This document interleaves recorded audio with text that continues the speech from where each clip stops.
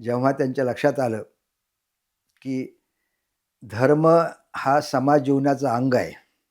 धर्म थांबवता येणार नाही.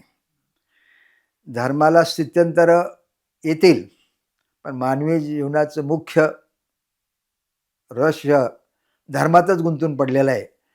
म्हणून त्या धर्माचा नीट उपयोग समाज जीवनात व्हावा, यासाठी धर्मामध्ये जे वेगवेगळे पूजा अर्चा करणारे जे पुरोहित असायचे, पुजारी, त्यांना तरी ज्ञान आहे का कसं करतात? 2-3 ठिकाणी पाहिलं तर 2-2च्या 2 प्रकारे केला. मग त्यांनी त्या विषयातल्या तज्ञाला सांगून त्यासाठी पुस्तिका छापल्या.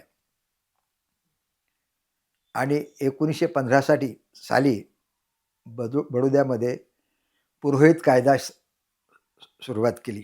हा पुरोहित कायदा जगातला पहिला पुरोहित कायदा आहे, की धर्माचं काम करणारा जो पुजारी असतो,